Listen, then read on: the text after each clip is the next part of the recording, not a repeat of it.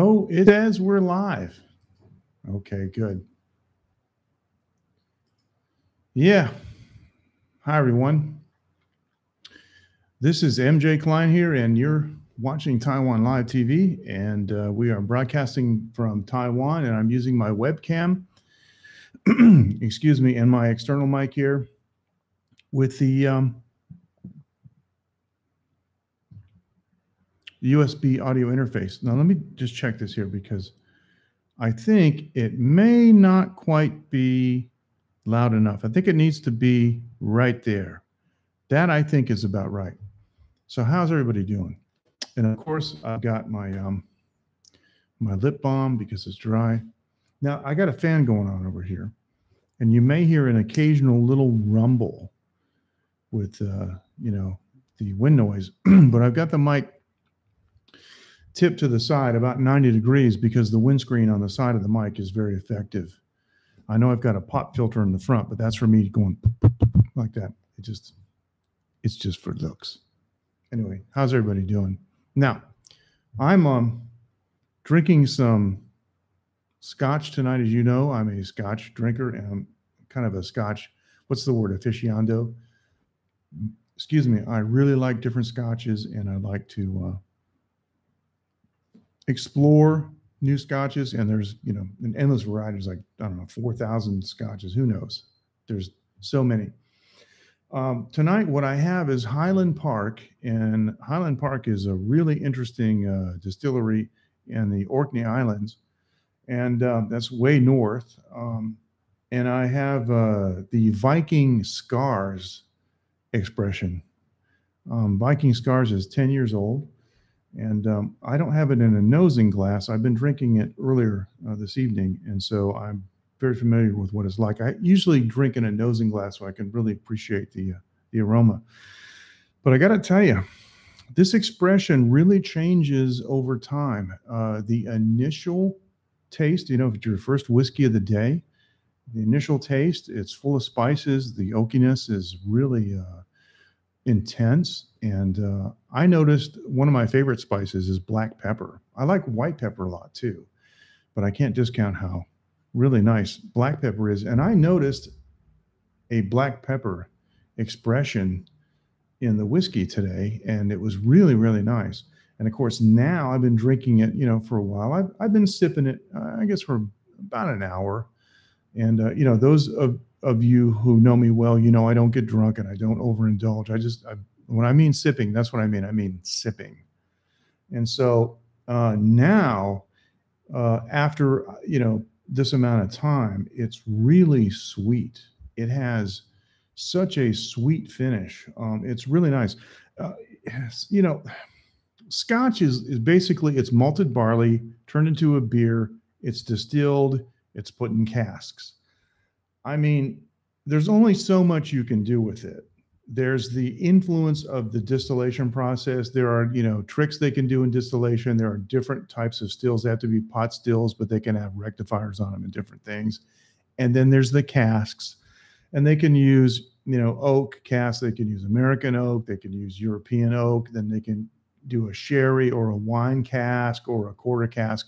So there's other things they can do, but it's not tremendously limited.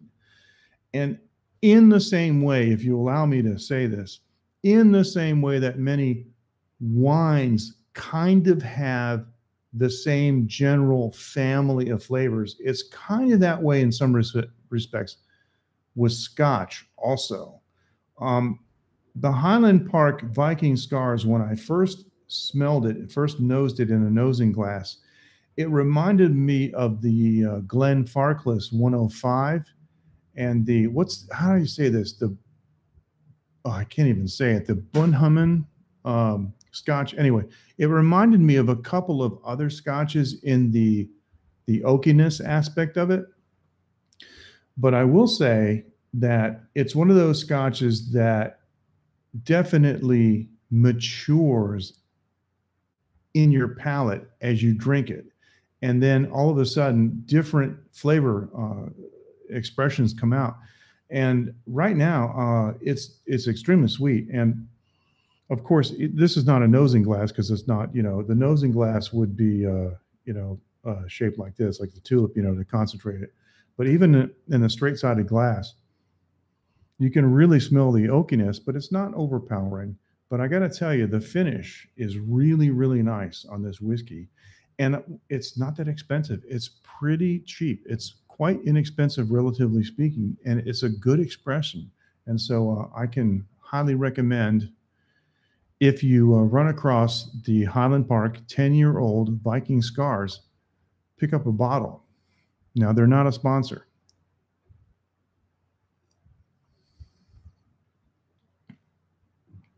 Nice and sweet.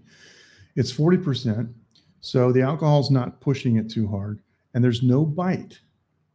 But there is a little bit of spiciness on the front, and that's what I interpreted as the black pepper. Now, I'll tell you who is a sponsor, and that's ivideo.com.tw. They're sponsoring me and my YouTube channel. And tonight, even though I'm in the studio and I'm using the, hey, Matthew, how you doing? Sorry, I didn't see you come in. Nice to have you with us. I'll give you a fist bump. Even though I'm in the studio, I'm using the computer and the webcam. I'm using the iVideo sponsored Wi-Fi box. The mobile internet connection is that fast. So I have it up here because I've got a couple windows in the room, and it can obviously see the, it can see the mobile cell site. But yeah, they've been very kind in sponsoring me on Taiwan Live TV. And so I'm using their Wi-Fi box now to go live, and it's really fast. It's really nice. And they have a special, and there's never been a better time to visit Taiwan. And you don't have to worry about internet connectivity, because with ivideo.com.tw, with their April special, it's about 84 cents US dollars in US money, 84 cents a day to rent a Wi-Fi box. And the great thing about a Wi-Fi box is you might say, well, I just want a SIM card to put in my phone. But what about your wife? What about your kids? Or if you're not married, maybe you're traveling alone, but you've got a tablet and you've got a phone and you want to be able to connect with both. Well, the Wi-Fi box makes that possible. And it's nice when you're traveling with a group and you can provide them with a service. It's fast enough to do that. So Matthew, how are you? And what's going on with you? Matthew lives in an interesting part of the country. And he, gosh, I can't think of what it is, but he showed us some pictures one time about, there's a canal where he lives. And there used to be a thriving boat business, a shuttle boat business on that canal. And he showed us basically, I guess it's a restoration of an old canal boat. And that was pretty cool. So anyway, well, we've been on for 8 minutes. Hopefully I won't run out of stuff to talk about so soon. So I'm going to say hi to Matthew on the chat box.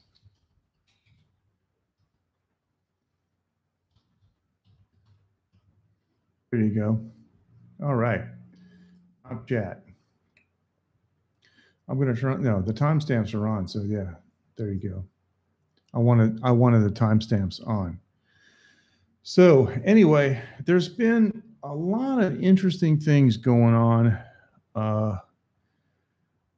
in the YouTube community. And we talk about this sometimes.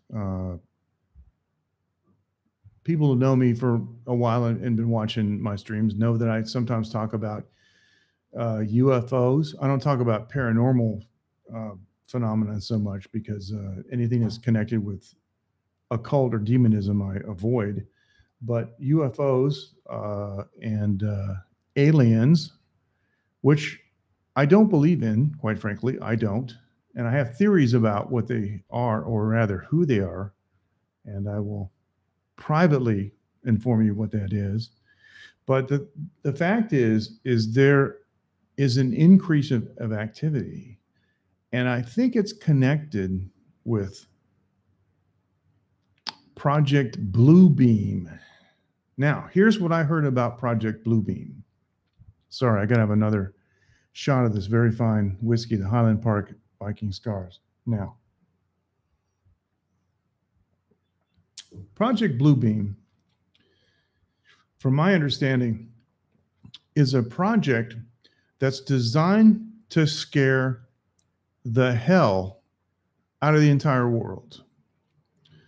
Now, there were two original scenarios. What Project Bluebeam is it uses high-tech holography and other effects like the satellites that are in orbit now that are doing the trumpet sounds around the world that people have heard. Those are real. Everything's in place. Basically, right now, mainly the U.S. government, but the UN can project almost anything that they want you to see in the sky and anything that they want you to hear in the atmosphere. And so Project Bluebeam was designed to scare people into submission, into submitting to global government. And there were two basic scenarios. And the first scenario was the second coming of Christ. The second scenario was a UFO alien invasion. And from my understanding, I think they abandoned number one because they realized that wouldn't be scary. People would be going, yeah, that's what we've been waiting for. That's what we want. That's what we need. We need Jesus to come here and take over and take control and fix things and, get rid of governments. So I said, oh, that won't work. So we need to scare people. So we're going to scare them with an alien invasion. And that's my understanding. Now, I'm just a guy. I'm just a guy that lives in Taiwan. And this is what I heard. So I'd be very interested to know what you have heard. And I don't think I'll have to delete this stream just because we're talking about this. But anyway, now let me say this. I want to give you a website here, and I'm going to type it.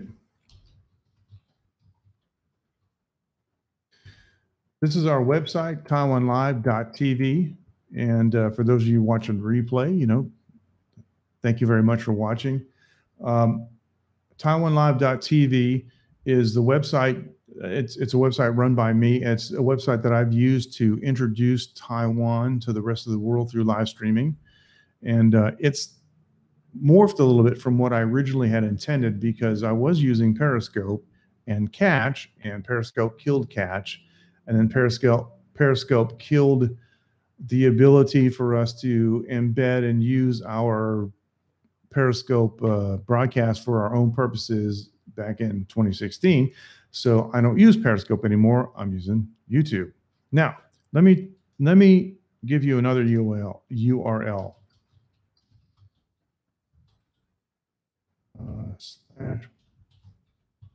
Now, this is taiwanlive.tv/late night.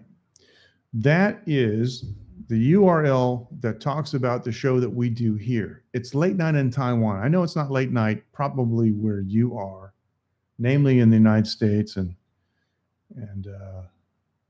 that hemisphere. But we do a show called Late Night. It's a talk show, basically because I'm nothing more than a talk show host. I used to actually be a talk show host on a national talk radio network in the United States. Now, there's one other thing that I want to tell you. It's this. Oh, sorry, I'm trying to type here. We have an email address. It's going good. Thank you, Matthew. Thank you again for joining. It's going good. I'm typing into the chat stream, so as I'm talking and on the replay, it'll come back. Hey, Eric, how you doing? Nice to have you with us, bro. So excuse me, I'm sorry. Late night at taiwanlive.tv is the email address for this show. You can get a hold of me through this email. And you're welcome to contact me about anything you want. I'm approachable and available. So yeah, a long time. Yeah, for a long time for Eric. But yeah, no, we talk on Twitter and online. We have a line group. We have a Twitter group. And the Twitter group is kind of winding down. It seems that most of the followers want to migrate over to Line, which is fine, but either way, it's okay. So we have a Line group and a Twitter group late night. But yeah, nice to have you with us, Eric. It's been a while, and I'm glad to see both you guys are set up as moderators. It's nice to have a troll-free experience. Excuse me. Now, for those of you who just joined, I did about a 6-minute whiskey review. Yes, you're all moderators. That's right. So you can block each other. I did a whiskey review. I'm drinking Highland Park, 10 years old, Viking Scars. Because according to the box on the whiskey, because Highland Park, that's funny. The Highland Park distillery is in the Orkney Islands, which is, really far north, and they became a part of Scotland later on. But apparently 2 out of 3 people on the Orkney Islands have Viking DNA. So just saw Jevons on scope. Well, that's cool. Jevons does some cool scopes. I miss Jevons. I got to see him again. He's cool. Hey, Rob, how you doing? Nice to have you with us. All right. Rob, sorry about this, but we're 16 minutes into the broadcast. Earlier on, I did a review of this nice scotch that I'm drinking, the Highland Park 10 years Viking Scars is the name of this expression. And Rob, I want to say a special thank you to you, because the last time you helped me work on some of my audio issues, and now I know exactly where to set the controls on my interface.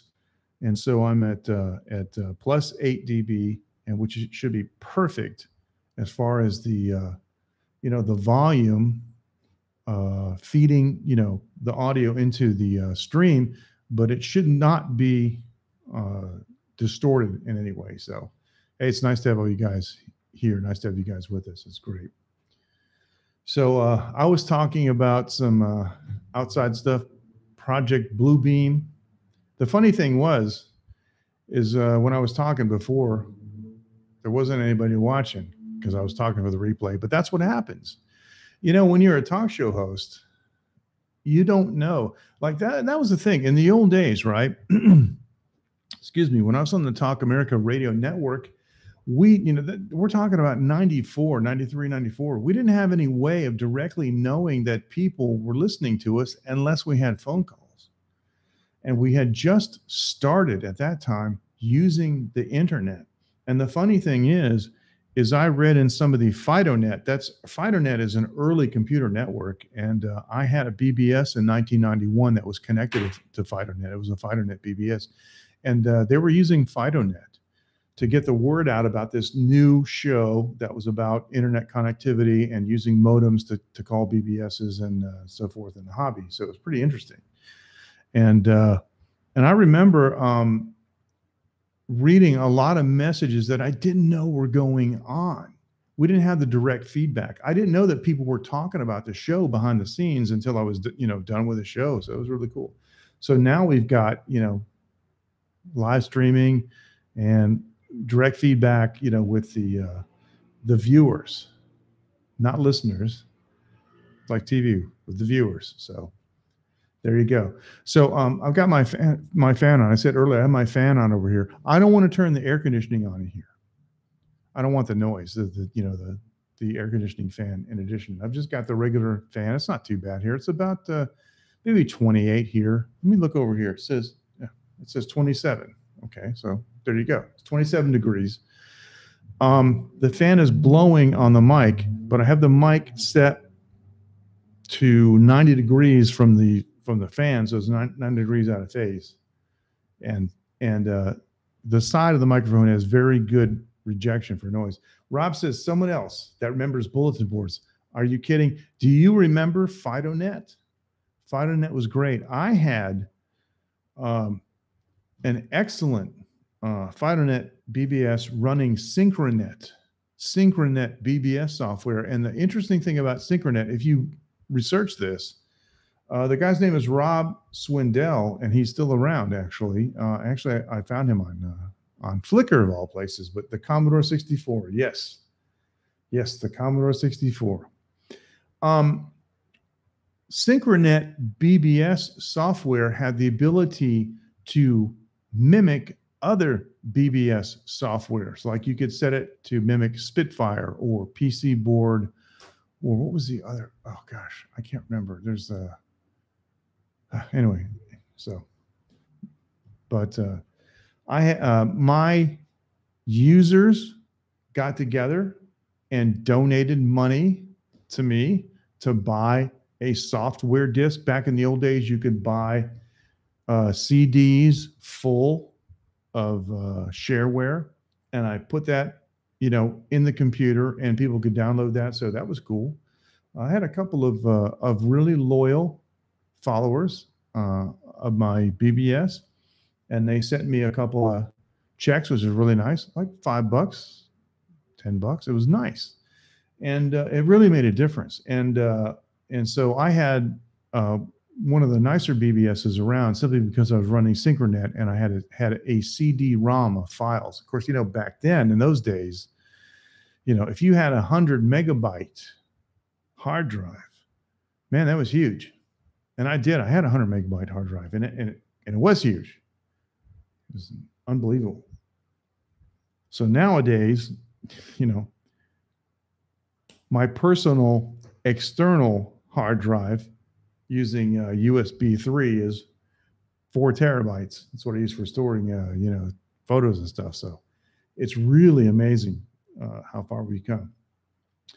So for those of you who just joined, I talked about Project Bluebeam. It's real. Project Bluebeam is real. I suggest that you look it up. And what I was talking about, and you may find this interesting, and now that we have some viewers, live viewers, I understand this to be that there were 2 scenarios. See, Project Bluebeam is a project that's designed to scare everybody into accepting global government. Like, oh my God, something is so catastrophic, and something is so incredible that we have to submit to martial law, and you're going to protect us. And so Project Bluebeam had 2 basic scenarios. One was they were going to simulate the second coming of Christ. And the second scenario was that they were going to simulate an alien invasion. And I think, Eric's saying no. See, the problem with the first scenario is the second coming of Christ, everybody would go, cool. Maybe he'll get rid of corruption. Maybe he'll do what he did when he was on earth. He'll cure the sick, and he'll feed the hungry, So they realized that, I guess the second coming of Christ wouldn't scare people. So it's going to be a UFO invasion. That's what it is. Yeah, not everybody does. Right. But Eric, would you be scared of the second coming of Christ? And the answer is probably not. You wouldn't view that as a threat. I'm assuming, I'm not speaking for you, excuse me. I'm just saying it would, right. He says no. But would you view an alien invasion as a threat?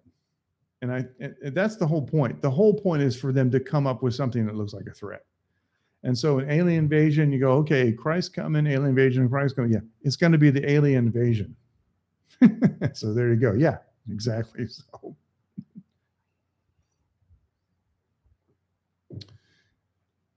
So anyway, I urge you to do your own research on Project Bluebeam. But trust me when I say this, that the United States, in conjunction with other countries and the UN, has the technology already in place to project whatever they want in the sky and whatever they want for you to hear. If you look at YouTube and you look up the sound of trumpets, for example, trumpets heard around the world, it's amazing. People are hearing, and you watch these videos, and it sounds like trumpets. People are hearing this stuff all over the earth, and it's been explained. There is a constellation of satellites that irradiate the earth with energy that modulates the atmosphere and creates sound. Yeah, China's been threatening to invade and occupy Taiwan. Yeah, I know. They're flexing their muscles. See, here's the problem.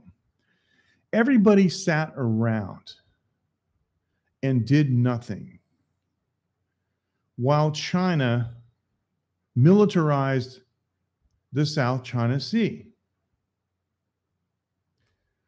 Duh. I read a report today. China has finally admitted that they're militarizing the South China Sea.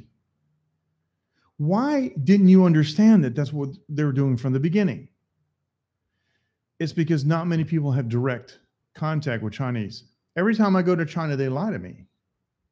I've been doing business in China for years. Every time I go there, they lie to me. They're liars. So pretty much everything they say is a lie. And that's what you got to figure. You got to figure that whatever China's official position is, it's a lie. Oh, no, no, no. We're not militarizing them. We're just building up these islands. For what purpose? And now they're talking about asserting their sovereignty. They actually believe, right?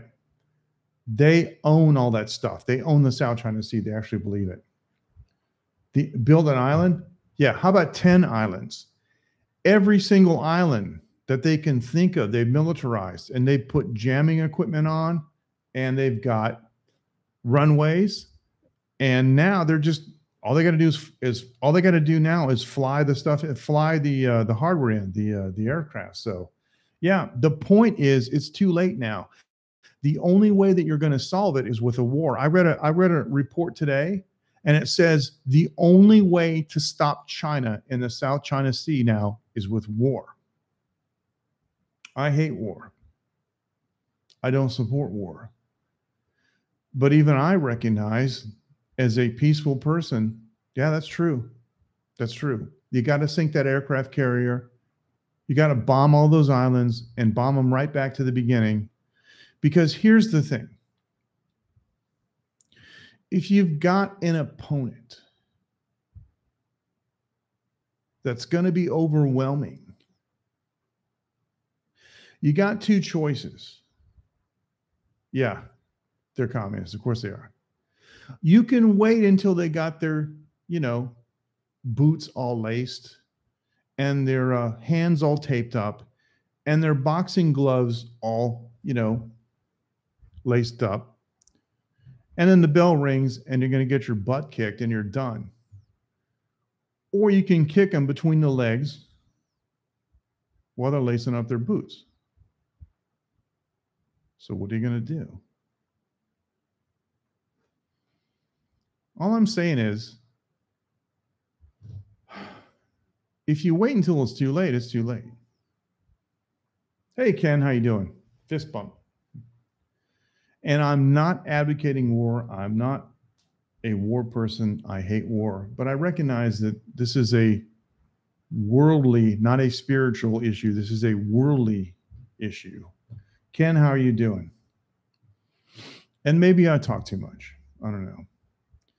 But yeah, but the thing is, right, is this is a 70 or 80-year-old grudge between Chiang Kai-shek and Mao Zedong. That's what it is. And let me tell you one thing about Chinese, and I know this because I live here. I live in this hemisphere, and I deal with people who speak Chinese and in Chinese societies. They hold grudges like you wouldn't believe.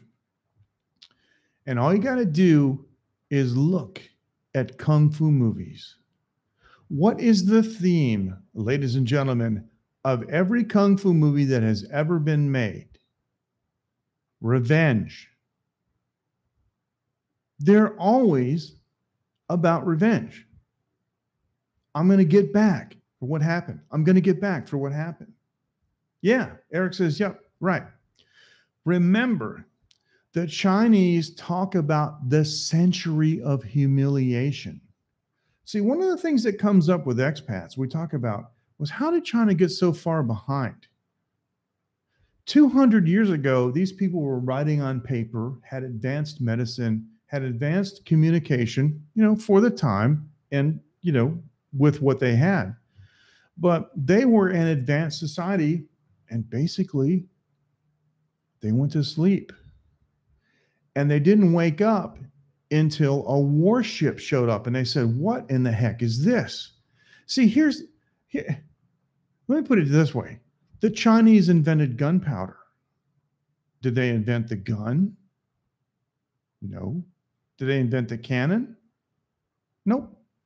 What did they do with fire? What did they do with gunpowder? They made firecrackers. It was foreigners that developed it into these other things, into weapons. So it's really weird. It's kind of like they went to sleep and they challenged the British, and the British kicked their butt. And in the end, they were given a lease of Hong Kong, for 100 years, 99 years. And so the Chinese feel that they have been humiliated. Well, they haven't. It's called life. Grow up. But they're crybabies. The Chinese are crybabies because, you read these stories and they're always talking about, oh, this thing and that thing hurts the feelings of the Chinese people. Well, boo freaking who? You need to grow up. And we even say that in Chinese, So anyway, they want Taiwan because it's a thorn in their side. And the other thing is that the home population in China looks at Taiwan and says, wait a minute, they have elections and we don't. See, they call Xi the president of China. He's not a president. He's a dictator. He wasn't elected. He was a dictator. And so, anyway, that's it. That's my take on it. And, I'm not political and I don't take sides, but I'm just telling you what, the deal is. So, yes, Mike, thank you. Fist bump to you too. Thanks. Yeah, it's great to have you with us live. So, what do you guys want to talk about? We've been talking about all this stuff, but the thing is that, yes, Rob says, China's talking about threatening to invade and occupy Taiwan. Good luck, because a lot of Taiwanese, people don't know this, but a lot of Taiwanese own guns.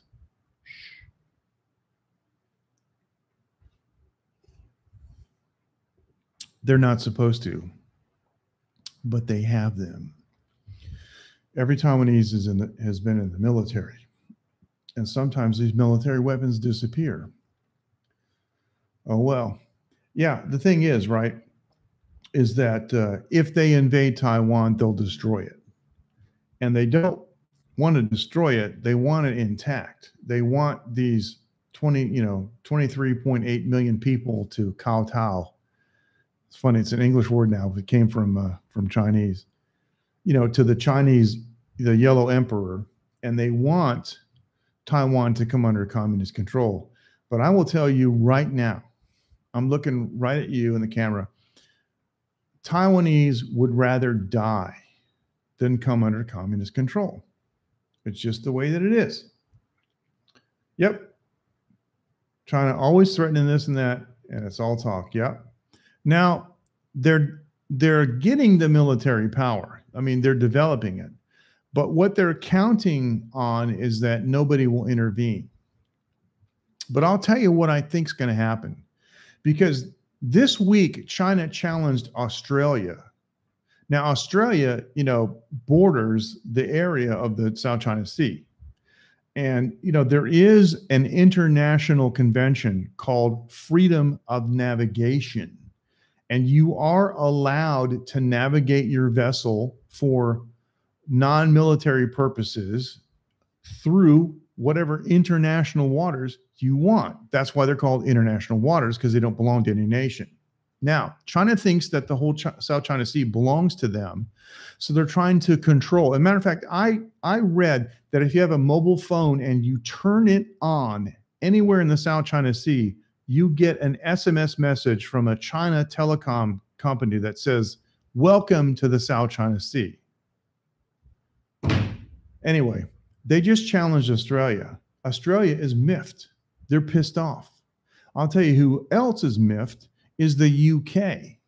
So I think what's going to happen is, I might be wrong, but I think the United States and the UK, which have worked together since, World War I, basically, Australia and several other nations, like, let's say, perhaps Vietnam and maybe the Philippines. Anyway, I believe that there's going to be a coalition of powers that are going to get together and explain it to China.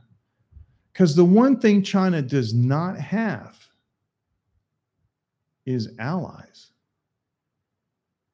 China has no allies at all.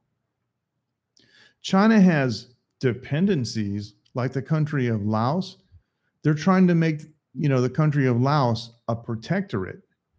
But Laos doesn't care about China, and Laos doesn't have a military. They've got no ability to assist China in a military confrontation. China doesn't have any allies. They're friendly with North Korea, and they have basically a relationship where they tolerate the Russians, but it's not like they can form a coalition with any other country. So I think, and maybe I'm wrong, but I think what's going to happen is a number of countries are going to get together and just explain it to them. This is how it is. We don't care that, you've built these islands out of nothing and militarized them. It's the South China Sea, it's international waters, and we're going to sail through it whether you like it or not. That's what I think. I also think that sooner or later somebody's going to fire a missile. Anyway.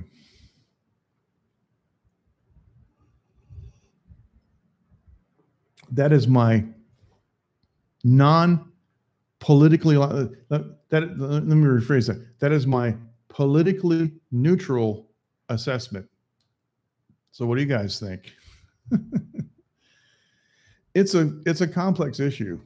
And it's interesting that we started talking about this. I had no idea we were going to go in this direction tonight, but yeah.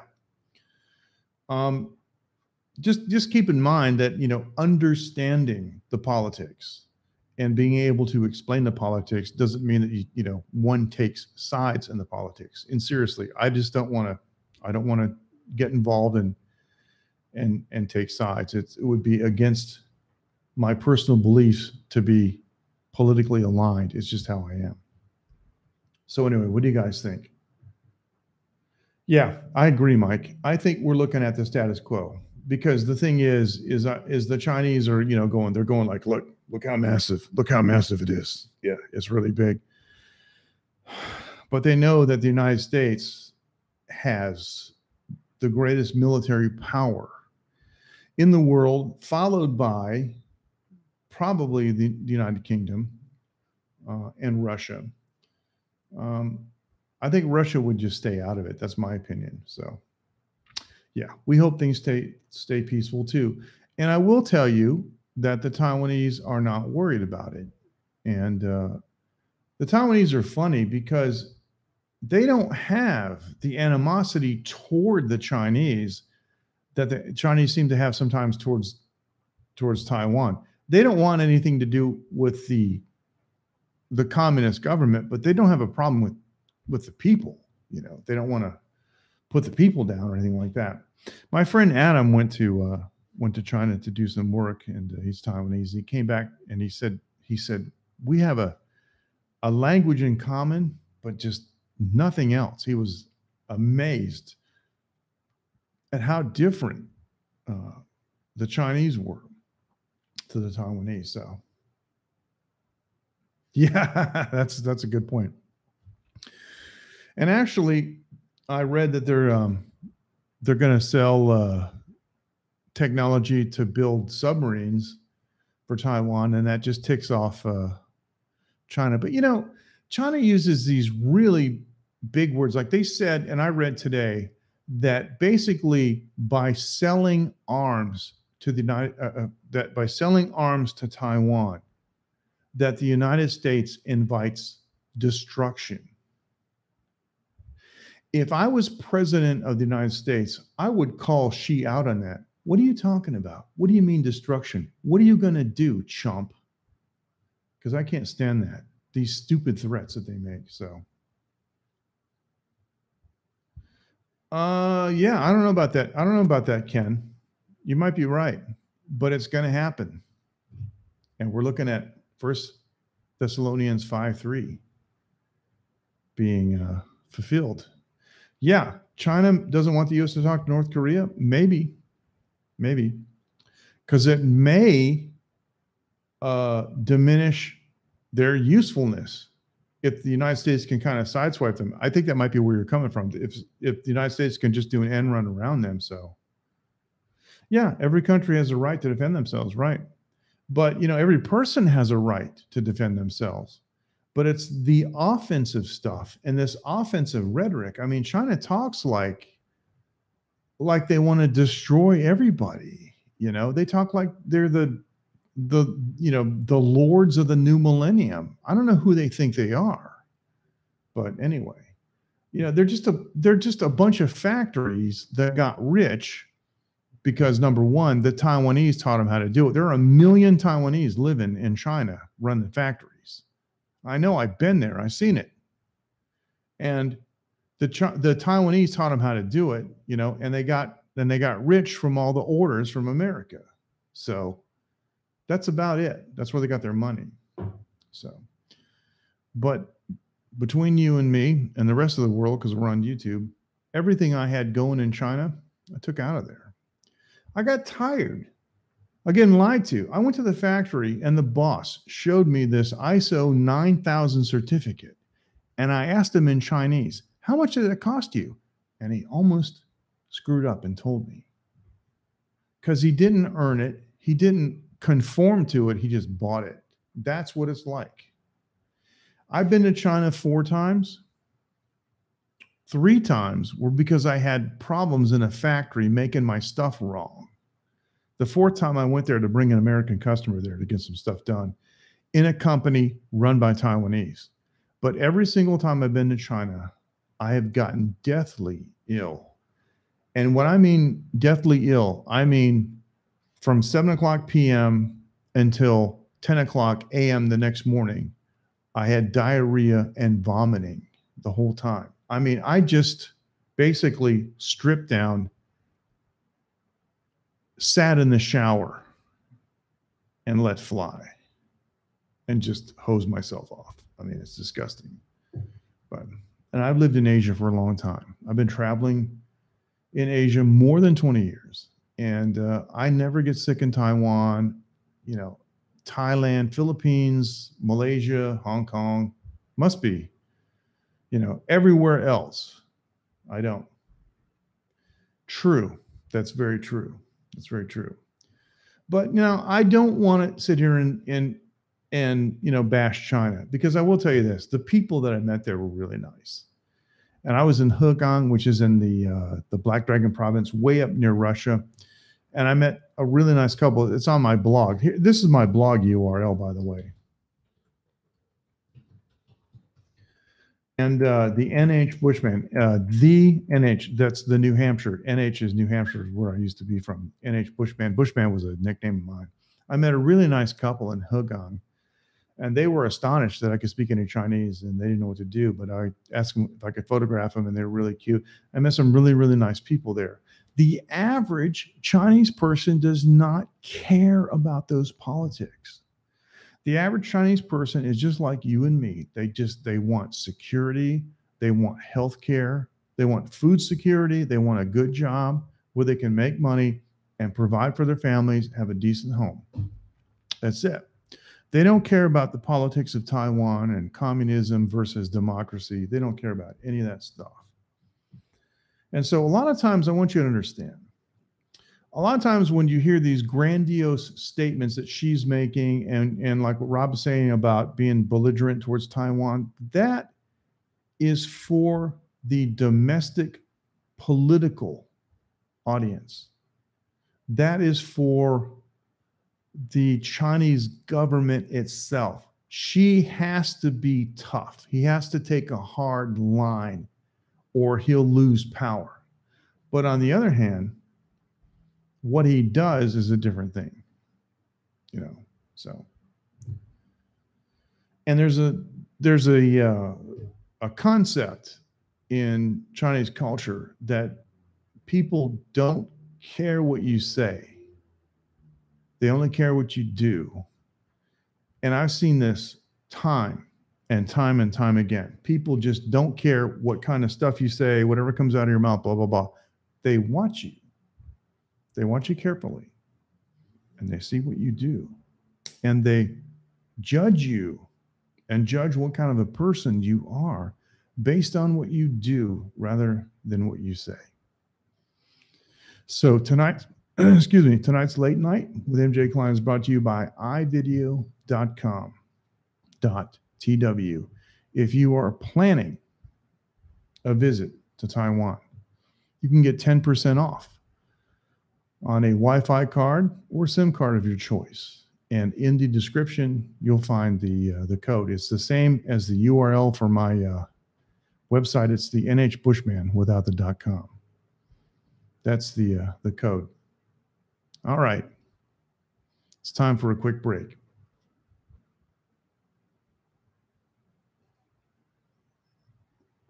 Now, I'm not using OBS, so I can't do the bumpers. I kind of missed that. Do the bumpers. It's fun. Show you the other stuff. But I'm using the webcam, and the webcam interface is actually quite nice. I like it a lot. I like it a lot. I'm going to have to review this live stream and see whether I should delete it or not. I'm not sure if I crossed the line on anything. I just don't know. But anyway, what's on your mind? Oh, this is this thing's hanging out here. This is a spiral wrap that you use for wrapping cables. You know, like you've got a bundle of cables, it goes around. I've been wrapping my cables here in the studio upstairs and trying to make it a lot neater. And boy, it makes a big difference, but it's just sticking down here looking weird. So yeah. Anything else that you guys would like to talk about? And I appreciate, by the way, thumbs up. Thank you very much. Hey, how's it going, Shirley? How you doing? Oh, you know what? Mike Waterford, you are not a moderator. I got to make you a moderator. Okay. Okay, there you go. Mike Waterford is now a moderator for your channel. He asked, am I using YouTube directly or Streamlabs? Right this second, I'm using I'm on my computer at home, and I'm using the webcam interface. Remember how Broadcast could do that? You could broadcast using the webcam. The audio is in mono, which is okay. But I'm not going to do any music, on this. I would use OBS. When you use OBS and the ingest server, the ingest URL, then the audio codec is in stereo. But I'm using just the webcam here, and there's no fancy graphics or anything that I can do unless I use XSplit, but I don't want to. XSplit and what's the other one? Wirecast has a webcam emulator. Excellent, you bet. Yeah, I just noticed that. I want to make all of my followers moderators because I want a totally troll-free environment. Anybody comes on that's abusive, I want any one of you to be able to give them a timeout or get rid of them. And I trust you implicitly, and that's just how it is. How are you, Shirley? How's it going?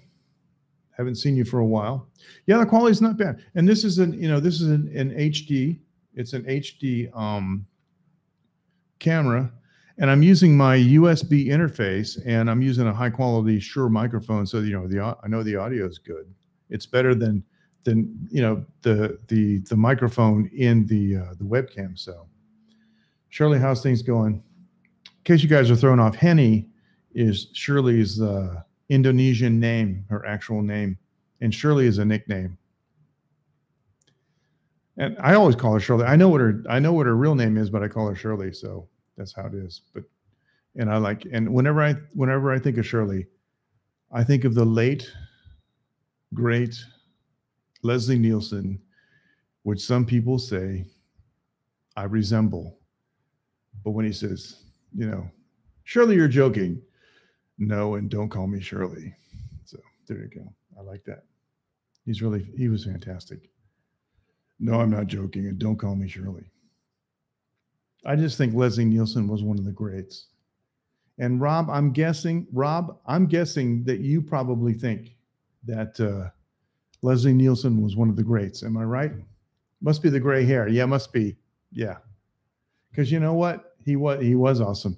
You know, nobody ever says, "Oh, you look like Richard Gere or Leslie Nielsen." They say, "I look like Kentucky Fried Chicken." So, yeah, there you go. That's the Asian mentality for you.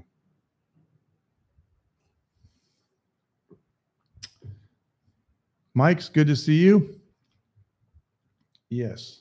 All right, psoriasis channel, and that's Mike. One of our psoriasis channel is Mike. He's one of our longtime followers. And yeah, Uncle Kentucky. Yeah, thank you for that. I appreciate it, Eric. Thanks very much. Um, psoriasis channel, uh, as opposed to my channel, the psoriasis channel actually tries to help people. So seriously, a lot of people suffer from issues with the skin, and the psoriasis channel is a good source of information. So yeah, check it out. But that's one of our longtime viewers, and I appreciate it. Well, Eric, you can check out the psoriasis channel. Yeah, I remember you saying that. Yeah, it does suck. It does. So you can check out the psoriasis channel. And I understand. I haven't really done the research, but I understand that there are some nutritional things that you can do to help that. So yeah. Anyway, Mike, how you doing? Good to have you with us. And I apologize, for anybody who feels left out because we're using the Line group as opposed to the Twitter group. But it wasn't a like a purposeful thing. It just kind of migrated. It developed that way. People, in the Twitter group just started using Line more, and that's just how it happened. Just kind of went along with it. So, oh yeah, Shirley makes a really interesting point. The screen comments, yes, and Mike, when I'm using Streamlabs, we will have the comments on the side, when I'm out in the mobile. And Streamlabs has updated. I don't know what they got now, but they have updated their app, so it may be even smoother. But yeah, now you're right, Shirley, because I got to tell you, those pimple popping videos are off the charts. Sandra Lee, I'm talking about Dr. Lee, Dr. Pimple Popper. Some guy will come in there and it looks like he's got, a twin growing out of his shoulder, and she cuts it open and just grabs a hold of it, and it looks like, a whole carton of cottage cheese just came out of that thing. And you're going,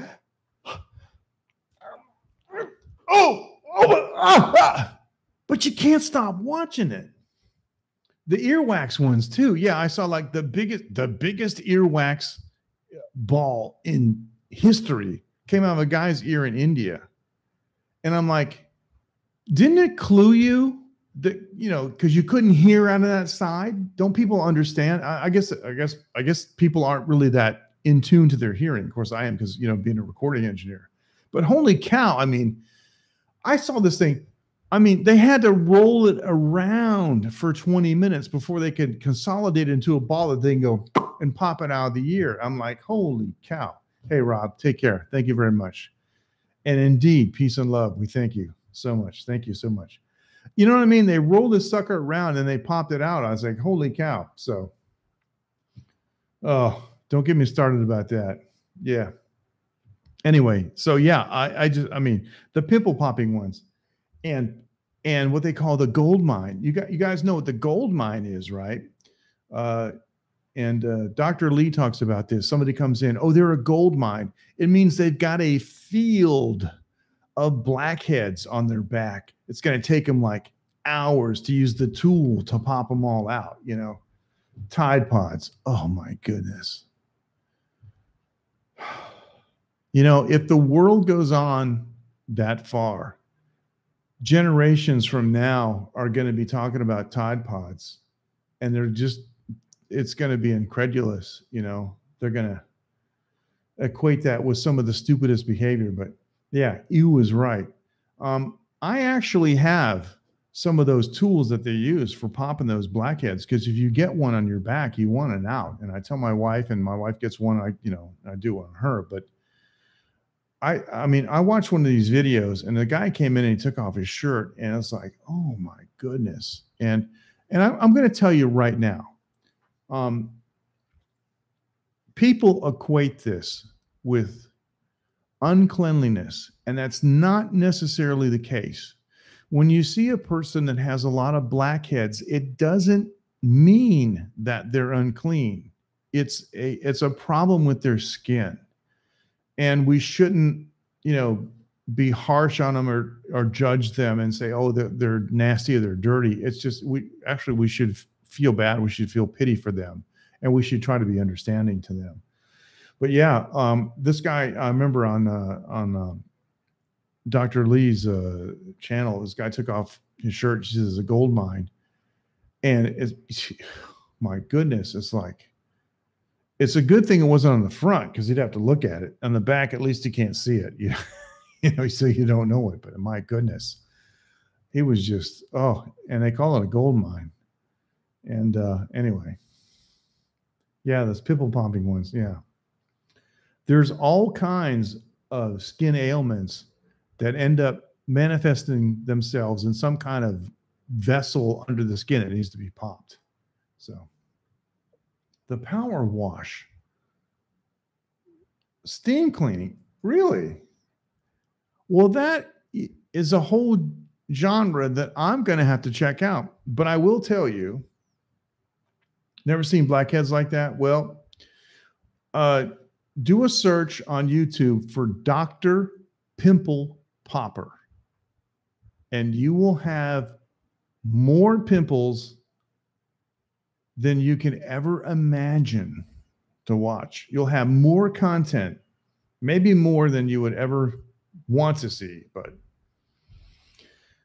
very oddly entertaining. I do own a steam cleaner, and steam cleaners are very effective for certain things. And I know what you mean. Like when I'm using the steam cleaner to clean something, like for example, something that might be oily, like from cooking residue or something, and the steam attacks that and cleans it, like cleans a wall, or maybe like a stainless steel, like a hood or something, like over the stove. It's really satisfying when that functions very well and the stuff comes off, so I understand what you mean. Hey, Bernardo, how you doing? Mike says a super long tub soak, warm water. You mean for pimples? I don't know if that'll do it, but I will tell you, Mike, if you watch some of these pimples, you might want to take a long soak afterwards. Let me tell you, and you might want to take some whiskey. Bernardo, how you doing? Fist bump to you too. Nice to see you. Sorry about the little noise there from the wind. I've got the fan. I've got the fan on over here, and the windscreen on the side is very effective. But so I got it like 90 degrees to the fan. So Bernardo, how are you? How are things in Germany? Anyway, let me just say this. I did the URL earlier. Let me do this.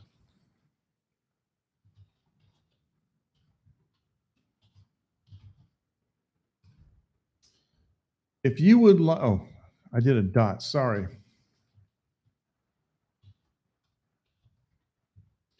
Didn't mean to do a dot. Do a slash like that.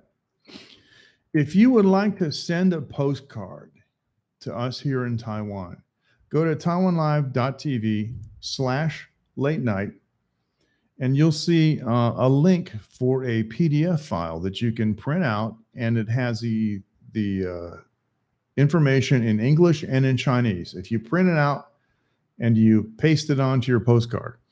I haven't been down at Win-Win's very much lately, and I'll talk about it in just a second. So Bernardo says, sun is shining, sitting in our lake.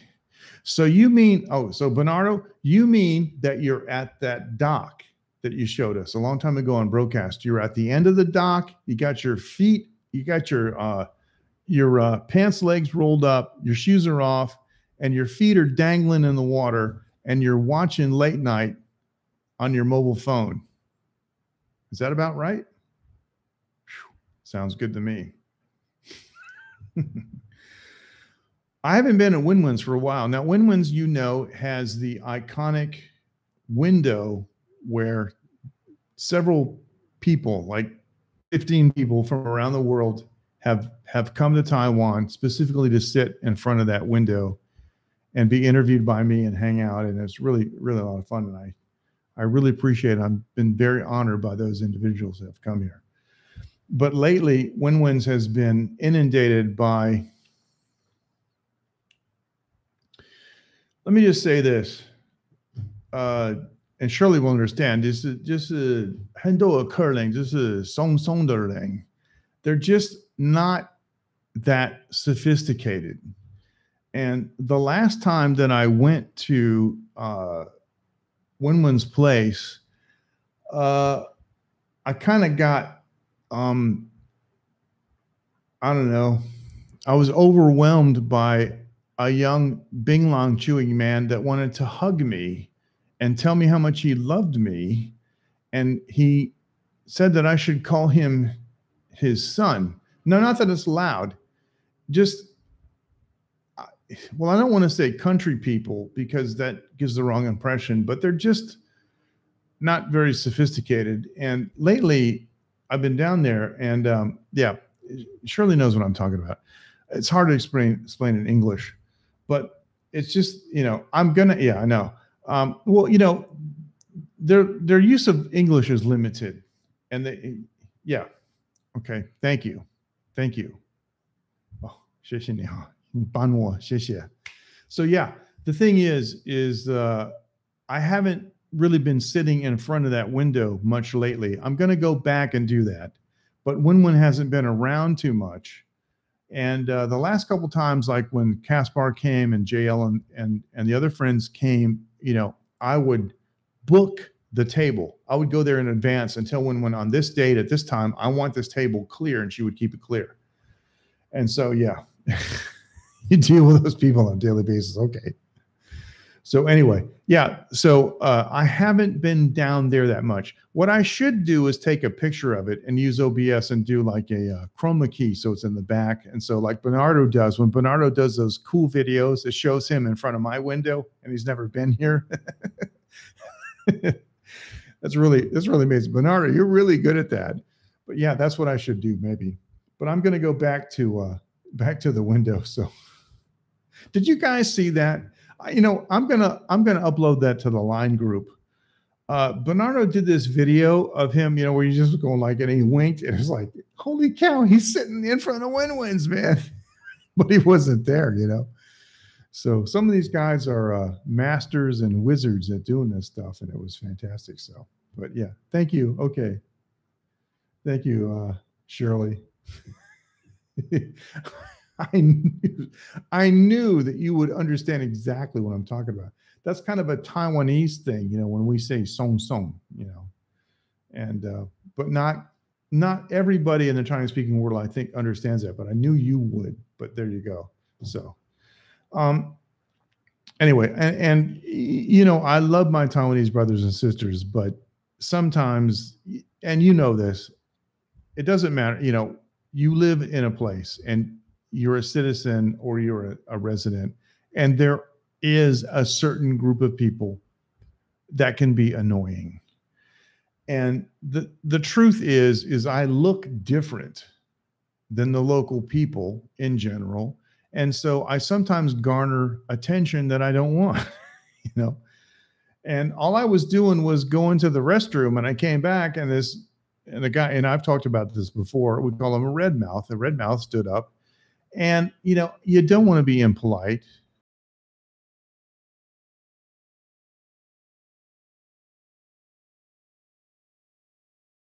he was very insistent, and they wanted me to sit down, and I told them I don't smoke because they're all smoking, and they said okay, so I'm going to sit outside, and he sat down with me, and when these people say I love you, and Eric's laughing, and he laughed before, they have limited English capability, and you know what they're saying. It doesn't mean it's a beetle nut. That's right. Yeah. It doesn't mean anything in a inappropriate way. It just means that, they like you. They're just saying you're cool. They don't know how to say you're cool. So they say, I love you. And I sometimes I make a joke and I say, and I show my ring, oh, I'm already married. But most of the time I don't. It just depends on the situation. But yeah, you have to cut these people some slack. That's all I'm saying. Got to cut them some slack. So yeah, they're chewing beetle nut and stuff and spitting and taking the residue out and throwing it on the street and stuff and all that. And I can't call the guy out and say you're an idiot and you're littering and you're stupid and you're dumb and what are you going to do? Start a fight? So that's why I haven't been on down at Win-Win's very much, because now wait a minute. Maybe that would be interesting. Maybe I should have gone on and had that guy sit down and say all that stuff in English, I love you and all this stuff, and just done a running translation and told you guys what he was saying. Maybe that would have been interesting. I don't know. I was thinking, like we say in Chinese, oh, how am I finding? It's just like a pain in the neck. And so anyway, but hopefully this week, I saw Win-Win today, so she's back at the place. And so hopefully this week, maybe I'll get a chance to go down, maybe on Thursday, and do a yeah. No, you're right. You're right. And maybe do a live stream from down there. You're right, because the thing is, this parking lot boss over here, and we talked about this in the lawn group, this parking lot boss over here, some of these people just don't understand that what they're doing is wrong. And let me expand this a little further. Some of my friends are missionaries, and they told me, for example, when they go to Thailand, it's really difficult to talk to Thai people about sin. And the reason is because they have no concept of sin. They don't understand that there is anything that they can do that might be considered wrong by Bible standards. They can do anything they want, anytime they want, and it's okay. And a lot of people are like that, not just Thais. I'm just using that for an illustration example. There are a lot of people. I mean, I say this to my wife a lot. Why doesn't he know that's wrong? Why doesn't he know he can't do that? Because nobody told him. Nobody taught him. So yeah, Eric, who is like unreligious, says, wow, because even Eric knows what the word sin means, right? Yeah. Live streaming movement is pretty amazing. Yep. But you can elaborate on that. I'd appreciate it. So thanks, Mike. I appreciate it. Thank you very much. Hope you can watch the replay, because at the beginning, I talk about the whiskey I'm drinking and I give a review. So thank you very much. Yeah. Eric says, of course, Eric, because you're brought up in a country where people talk about Christianity and the Bible. And even if you don't, believe in it or don't want to hear it, you pick it up. Thank you very much. Thanks for joining. I appreciate it. But in Thailand, they don't have that. That was just something that my friends told me. And so, okay, thanks, Mike. I appreciate it. Thank you very much. And so it's like with driving, many people in Taiwan do maneuvers that they don't know are wrong. They don't know that you can't turn left from the right lane because nobody taught them. And they, I've had guys do that. I would be in the left lane, my left turn signal on, go to turn, and someone will cut me off in the right lane and almost hit me. And they, excuse me, and they purposely gun it and go in front of me, relying on the fact that I don't want to slam into them, and they're asserting that they're basically,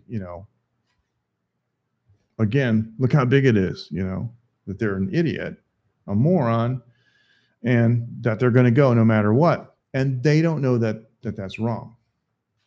And that's how some of these people, the Song Song people, are. They just don't. The guy had no concept that taking that beetle nut husk out of his mouth and throwing it on the street was wrong. You know how we say in English, "Hey, Coco, how you doing? All right. Good to have you with us." Well, Coco, you know, we can just start over. It's only been an hour. We can start an hour and 10 minutes. We can start over. So thank you, Mike. I appreciate it. Is you're surprised people or that live streaming is even allowed? Well, why wouldn't it be allowed? Of course it's allowed. It's great. It's protected speech, freedom of speech. We're allowed to do that. Nice to have you with us. Coco, it's been like forever since you've been with us live. Fantastic. This is like a major event here. Wow, we got a lot of people here live with us tonight. And Ken has stuck around all this time. Thank you. Up late watching TV last night. Yeah, I have that. I have that habit too. I know what you mean. Yeah, but you know they do that in Japan too. You'll be driving down the street and see a businessman just pissing in the gutter. Yeah, so I know what you mean. They do that here too in Taiwan. Actually, at the end of my street one day, there was a guy taking a leak up against the wall, and I happened to be walking up the street, and I said to him in Chinese, "The High Life," which is a convenience store. I said, "The High Life has a restroom." And he turned around, he zipped up, and he got really belligerent, like I was trying to tell him what to do. No, basically, I just was trying to tell him it's convenient over there because you can wash your hands when you're done. But he got upset with me and, you know, the foreigner telling the Taiwanese what to do. But that's what happens sometimes. But yeah. So I'm going to try. Yeah, I know it is crazy. I'm going to try to broadcast from Win-Win's later in the week. Now, Matt said that he was going to send a postcard, and that's cool. And I haven't told Win-Win yet because I don't want to get her hopes up. But maybe next week or so, I'll tell her that I got to talk with Matt in the line group and make sure that he's going to do it.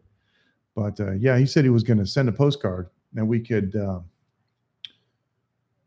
let Win-Win know. And oh, you know what? Okay, hang on a second. Coco is now a moderator. Uncle Bud, how are you? All right. Nice to have you with us, Uncle Bud. Fist bump to you too. Now, with Uncle Bud, I want to give Uncle Bud moderator status too. All the regular followers of my channel get moderator status. Listen to this. Shirley says, well, there are many cases that mainlanders, this mainland Chinese, who pooped in the middle of daylight and in the street. Yeah, holy cow. Well, I know they do that in India, usually by the railroad yard, believe it or not. The railroad crappers. They use the other word, the S word, but yeah. I know. Well, do you remember when Disneyland, and it is disgusting. Remember when Disneyland in Hong Kong opened up? One of the biggest complaints that the Disneyland operators have is about the mainlanders that came in. They said because on the benches, the Chinese old men were taking an old man's nap on all the benches, and nobody had any place to sit because there's Chinese men going to sleep. Sorry, my lips are really dry. Must be the whiskey. Yeah, but that's what happens. But anyway, that again is a small percentage of people. And, you know, tonight I don't want it to seem like we're ranking on China, but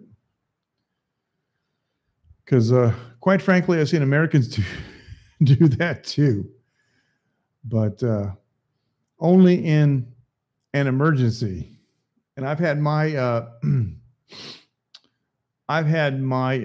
emergencies too, where I've done my little roadside squatting. And what are you going to do? See, the thing about nature is a call that you cannot put on hold. When nature calls, you got to take that call. Your wife says, you got a phone call. Who is it? Yeah, it's nature. Oh, tell her I'll call her back. No, it ain't going to work. Camping with no bathroom. Yeah, but of course, camping. Yeah, you know that, right? Yeah. But yeah, honey, yeah. Put her on hold. No, it ain't going to happen. Ain't going to happen. Nature's calling. Got to take the call. Yeah. And sometimes the call is 911, which in Taiwan is 119, just so you know. That is so funny. So Coco has been doing a lot more cooking videos for us, and I know, and Coco has also been doing really short, really cool little like, hi, how you doing? Like 8 and 10 second videos. We appreciate it. That's been a lot of fun. And it's funny how Matt said that he thought that you were just like, you know, videoing off the widescreen TV from the Food Channel. But now, you know, yeah, Shirley, be quiet. Shut up. Especially resist Jones. Yeah, right. We don't need to hear that. So, yeah, it was funny. It was funny. So we appreciate that, Coco. Now, is everybody's got the little wrench beside their name, right? Okay, so we got, yeah, everybody's a moderator. I love that. Uncle Bud, how are you doing? You said hello, and then we didn't hear from you. It's been total silence. So, Uncle Bud, CQ, Uncle Bud, are you still there? Uncle Bud's a ham radio operator, by the way, so am I. Uncle Bud, how are things in Texas? Been very busy. Busy with good stuff, I hope. I hope it hasn't been bad stuff.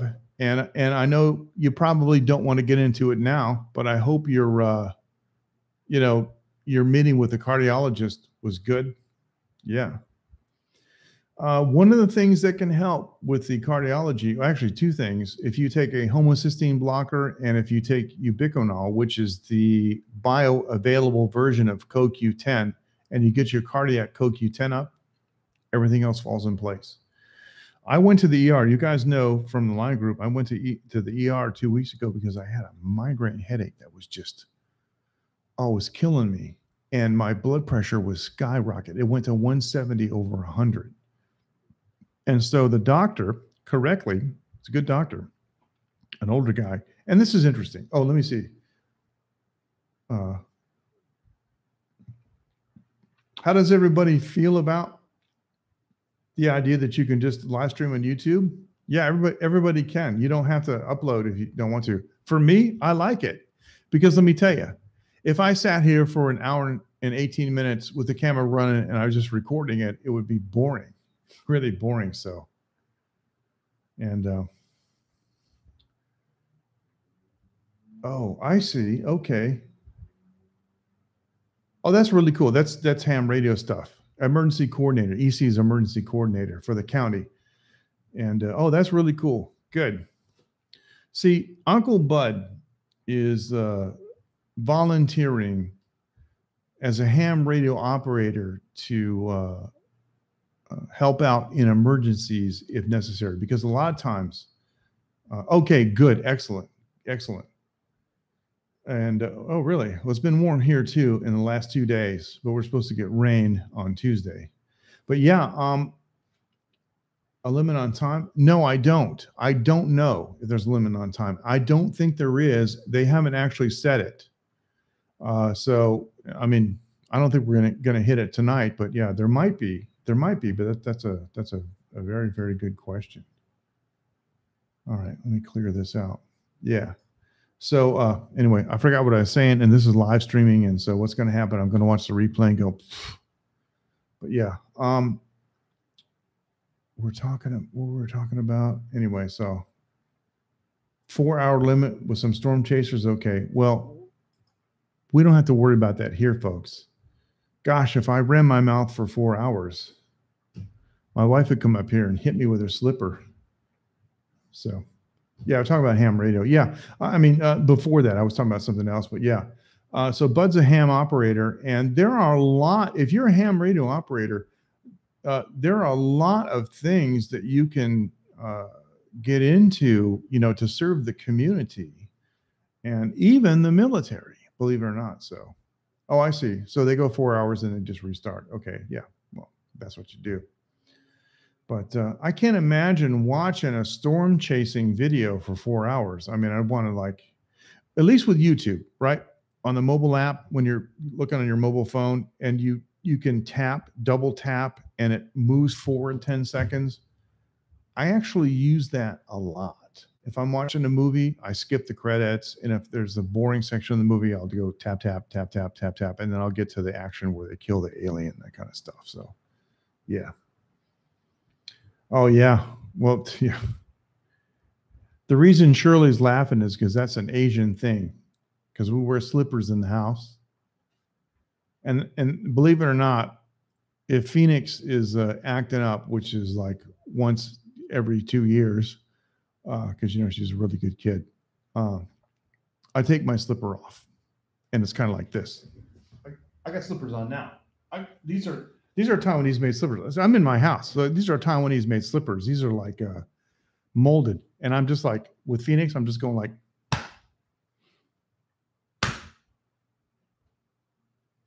Just keep it up. Yep, just keep going. That's all it takes.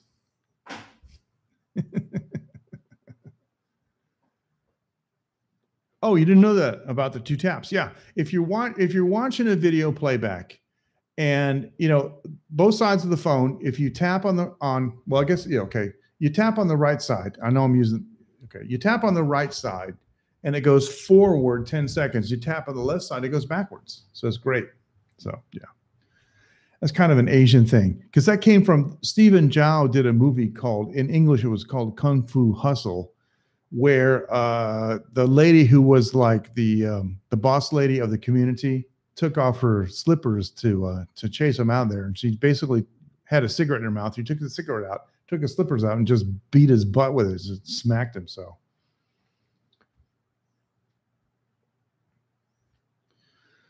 I'm so sorry. I was going to reference a chaser that was streaming the fires in Oklahoma. It was on Facebook. Well, why are you sorry about that? Go ahead. It's okay.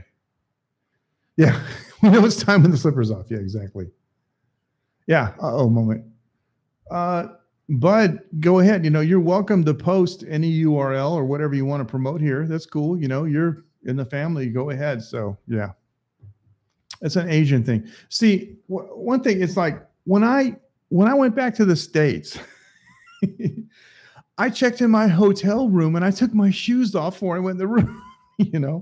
It's like I can never wear shoes inside a domicile ever again. I just can't do it. And I took a shower every night before I went to sleep because I want to keep the bed clean. It's just how we are. So like I'm totally Asian in that respect. And I didn't bring my slippers with me in my bag. I walked around, in bare feet or socks. But yeah, like I go to somebody's house now and I just know like Coco, when I visit your house, yeah, my shoes, I'm going to check them at the door. It's just how it is. So that's a good question. There's a very, very good chance that we will. Actually, Shirley and I have some stuff going on with Danny. And yeah, it looks like we're going to be doing that. So yeah, I think so. I see. Oh, okay. Bud is correcting this. He said that he thought YouTube had a 4-hour limit, but it's actually Facebook. Okay, I see. I got to read this out loud. Shirley says, every Asian has that experience. This slipper is very legendary. Yes, it is. The slipper is legendary. Yeah, it is. The slipper comes off. So in American culture, it's the belt. The belt comes off. But in Asian culture, the slipper comes off. So let me ask you a question. Which is more effective?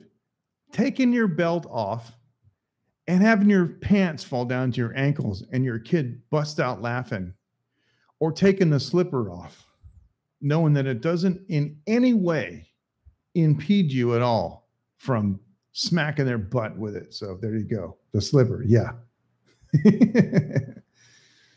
It's funny to get people in the States. Yeah, you stay your shoes off. I know. So Coco, hopefully, let me tell you, it would be absolutely my dream, and I got to work on this with Shirley, with Danny, but it would be absolutely my dream to have, because Coco, you got the place. It's in North Carolina. You know, it's centrally located, and I know you got the yard for it.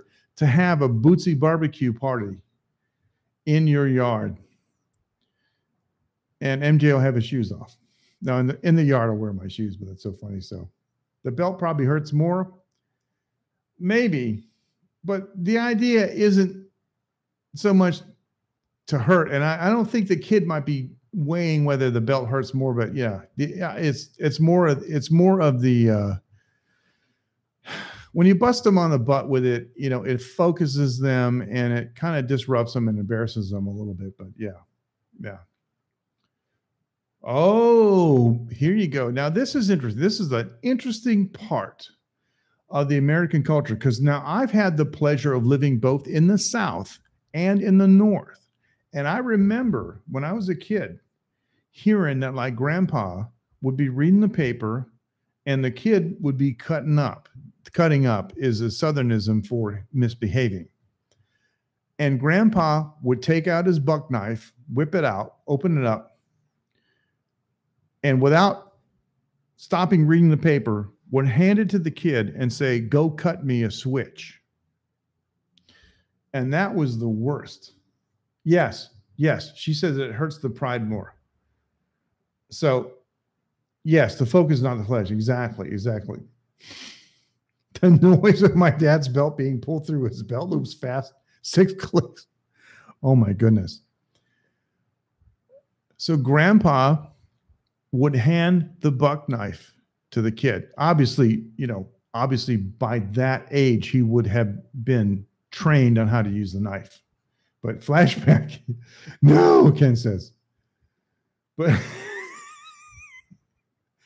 maybe my dad developed a technique where he could unhook it. It would come out of the belt loops and hit me at the same time. It's like kind of like a samurai swordsman taking out, unsheathing the sword and killing his enemy in one motion. Yeah, that's my dad with his belt.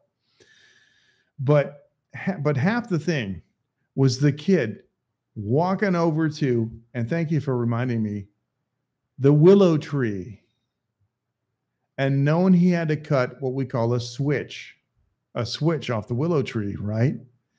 And he knows he's going to get his little butt beat till it's red with a switch. But the other thing is, if he cuts one that's too small, grandpa's reading the paper and he goes, "Nope, got another one." He's got to go back and do it again. He's got to come back and get just the right size switch for his own demise. So yeah, anyway, that was interesting. So willow trees are amazing, aren't they, Mike? They really, really are. It did. We went from whiskey to the South China Sea to child discipline, but yeah, it's really funny. Willow trees are amazing. I used to live, when I was a kid, in Danville, Virginia. We lived in a apartment complex called Willow Creek, and they had, the weeping willow trees, and they were beautiful. They really, really were beautiful.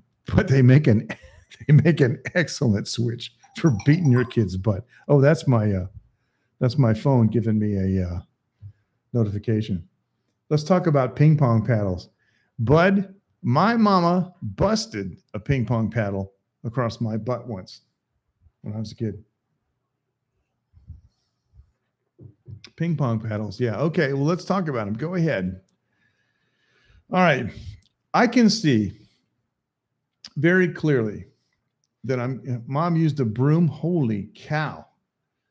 So no, it is. You're right. It is. It is what makes our chats interesting. The fly swatter. Yeah, that's true. But the fly swatters are nasty. It's like, mommy, it's got germs all over you. You killed a bunch of flies. Can you please wash it first and then smack my butt with it? So ping pong. So It is. I know. Now, let me ask you this question. See, my mom was a mean mom. I had a mean mom. So, really? I wonder why. Why are they dying? Yeah, you're going to get another one. That's right. And it has to be a certain length. It has to have a certain number of flowers on the end of it. You know what I mean? To make the impact work. You know, when they hit your butt, it can't just be like one of those ones that's dead with a couple of sticks on it. It's got to have some material on it there to back it up.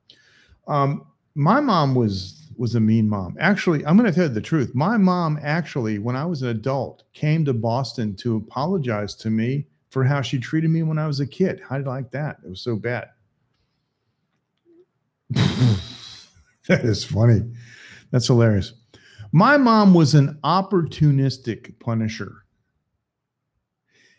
It didn't matter what was around. Oh, I see. Okay. Well, I didn't know that because trees usually, I mean, yeah. I mean, even the Bible talks about trees living such a long time that, we wish humans lived that long, but I didn't think about trees dying. Of course, you do see trees dying sometimes, but mostly we don't. We don't think about trees dying, but okay. It didn't matter what was around. If my mom was mad at me, I mean, she would pick up a bowling trophy. She would pick up a lamp. It could be the TV guide. It could be a wooden spoon from the kitchen. Whatever she could strike across my buttocks, that's what she would use. And it was amazing. So, yeah, that's just how it is. I mean, yeah. So now I'm a father. And I'm a lot older. I'm a lot older with my kid than my mother was with me. My mother was in her 30s. I'm in my 60s. I have some rules. I don't hit my kid on the head. I don't hit my kid on the face. And the rules that I have is I got one place that I hit her. It's on the butt because I believe that that's the one place that's not going to cause damage. But, that you guys know what I'm saying. The way it's a big muscular region. You're not going to hurt. You're not going to cause permanent damage by spanking a kid. So, yeah. So I spank my kid on the butt, but I always tell her why. And, I know. Well, the problem is, right? The problem is there's always some liberal standing next to you that's going to try to report you to the cops for abuse, which is one reason I don't want to go back to the States. Because I require a certain amount of respect from my child, both for me, for my wife, but for other people too. I don't let her talk to strangers disrespectfully, and I don't care what the stranger looks like. And you guys who've seen her, you saw her last time. We talked about the person's outsides and the insides, So yeah, I don't demand a whole lot, but I do demand respect. And so, yeah, with my kid, if I'm going to spank her, I always give her a warning. You're headed for it. You're headed for trouble. And after I spank her and she cries and blah, blah, blah, boo-hoo, and always she says to me, she ends up saying, Papa, I'm sorry. And she says, Papa, I'm sorry in Chinese to mommy. And she hugs us and she sits on our laps crying.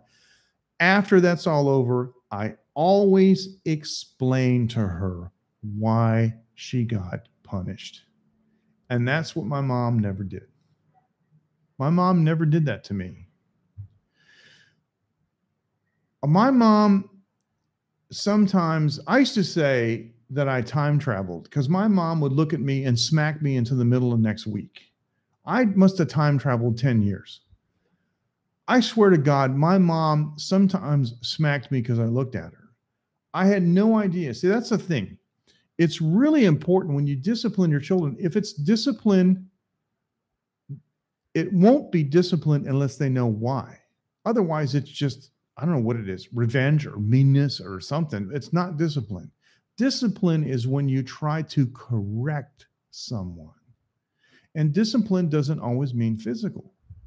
There are many cases when I can talk to my kid. Oh, Okay. Thank you, Ken. Thanks so much for joining, and thanks so much for staying. You take care and have a good day at work. And you know, Ken, you're a good father too. And I know by talking to you that you're a good father. And you know what I'm talking about. You're trying to correct the bad behavior. You're not trying necessarily just to punish them. Now, there are times when they need to be punished. And I don't always use the physical punishment. I'll tell my kid she can't watch the cartoons that she likes for a week, or she can't have her favorite ice cream for a week. That's punishment. But the discipline part of it, if she gets to the point where she's acting up and she does stuff, and I got to give her a whack to refocus her. When it's all done, I always tell her why at the end. And I got to tell you, even though she's 5, she seems to get it. And it really helps her not to do it again. So anyway, but I mean, almost everybody in this stream is a parent. And so, yeah, they get that. But yeah. Anyway, hey, Bernardo, thanks for sticking with us. I appreciate it. Bernardo, how's your mother doing? And I got a question. Do you still have any old monk? And if you don't, did you get any more? Now, my friend Ashish, right? Yes, thank you. Imagine having 6 kids. Holy cow. I can't. It'd be nice. In paradise, I could have 6 kids. That'd be nice. My friend Ashish, his father came to Taiwan from India and brought him a bottle of Old Monk just for me. And I haven't gone over there to get it. I got to go over there to get it. But here's the thing. I don't want to drive up to the driveway, go honk, honk, roll down the window and grab the bottle and go, yeah, okay, Ashish, thanks. I'll see you later. Bye-bye. We got to go inside. We got to have dinner. We got to hang out. So maybe I'll have Ashish come over. And he's got 2 kids. They're really, really cute. His wife's Taiwanese, so they're Taiwanese Indian mix. They're really, really cute. And so maybe I should have them over for the Old Monk, but he doesn't drink. So I got another bottle of Old Monk coming. And the thing is I had a bottle. It was done. But I kept the empty bottle in my liquor cabinet because it still had the aroma, the essence of Old Monk. And the other day, I unscrewed the cap and I smelled it. And it was all dried up and nasty. And I threw the bottle away. So, yeah. See, Coco knows that. Coco, I want to ask you, that Grand Cayman, that Cayman rum that you got, have you tried it yet? And if you haven't, it's okay. But if you have, I want to know if it has kind of that butterscotch flavor, that the like Tanduay and the Philippine, the Manila rums have, and kind of like the vanilla or butterscotch flavor that the Old Monk has. I'm very interested to know that. Okay, glad to hear. New girlfriend, so no Old Monk. Wait a second. Bernardo, are you trying to tell me that your girlfriend doesn't like the Old Monk? I got to tell you something.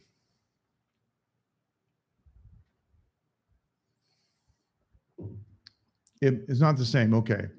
But does it have like what I'm talking about, that butterscotch flavor that some of those rums have? Does it have kind of like the butterscotch flavor, or is it completely different? Yeah. Gulp. Yeah, my wife told me you got to choose between Old Monk and me. I'd be, well, like, honey, I understand. And I appreciate it. And I'm really going to miss you.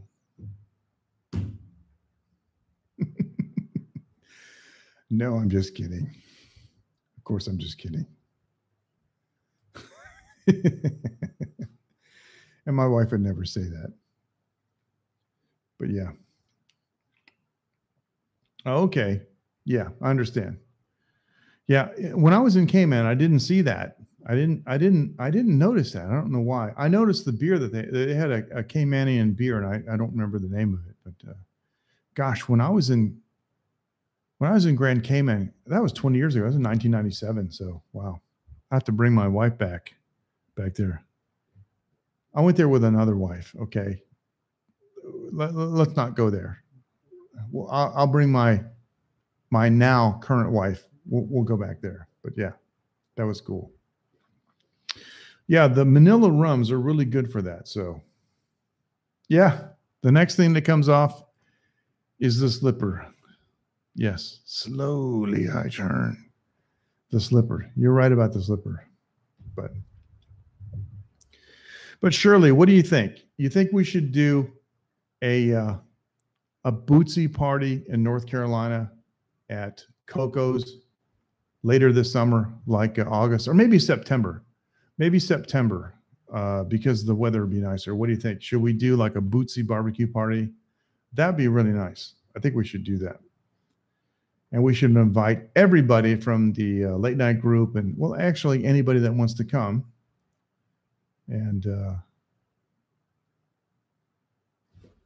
Coco, that's what we love about you. You're always ready for a party. So I've never been on a cruise ship. Well, Matthew, we'd love to have you.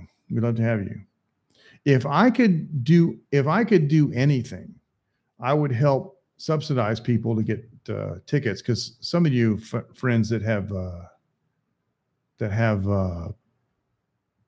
families, I mean, it's a lot of money, to fly. So yeah, no, but that's okay. And the other thing too, Coco, if you want to, you can live stream to the group if you want to keep it private. So yeah. And we'll do a professional broadcast. Absolutely. Absolutely. You know something? This is really funny because I was excellent, Eric. Thank you. We'd love to have you. Love to meet you in person. Bring the guitars, man. We'll bring the guitars, bring some amps. We'll play. Those of you who follow us in the late night group, we had a, oh, that's great. Oh, you could drive there. Oh, that's not bad. So, okay, cool. Well, yeah, it doesn't worry about high tech, but yeah, you do have the space. And I did see a picture of your backyard, and it's awesome. It's an incredible space. What was I going to say? Oh, last night I did some grilling, and I grilled some hamburgers, and I don't know where, and I don't know why, but listen, you guys, you men, your husbands, you know that you're not the king of the icebox, right? No, it's not a stupid question. Mike, a live stream can happen anywhere there's an internet connection. If the cruise ship has Wi-Fi, sure, you can do a live stream, of course.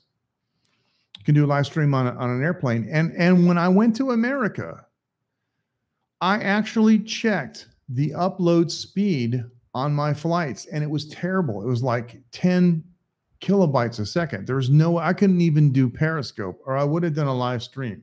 But so, yeah, that small grill is a Taiwanese grill, and if you want, I can bring you one, because they're really small. It folds up completely flat in a bag too.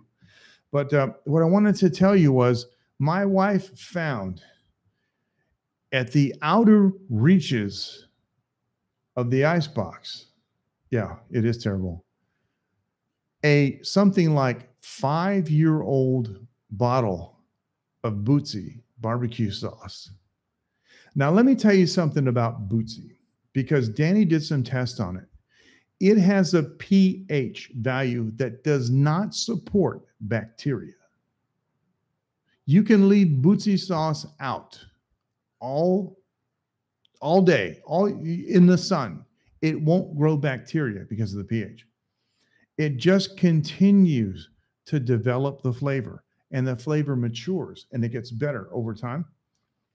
So yeah, I put some of this 5-year-old Bootsy sauce. It was significantly darker than the newer sauce on my burgers, but I didn't even realize that I had it. It was like in the far reaches of the icebox. My wife had it. I didn't even know we had it. Yeah, there's a group on Periscope that does streams on cruise. Yeah, that makes total sense, because they got to have Wi-Fi. I mean, these days there's internet everywhere. Nobody can exist without the internet. It's just a standard feature. I mean, yeah. But on the plane, on going out, we had it was American Airlines, and the Wi-Fi was provided by Panasonic, and it was so. I mean, I could browse websites, but big deal. So what? And I could live without checking my email for 12 hours. Who cares?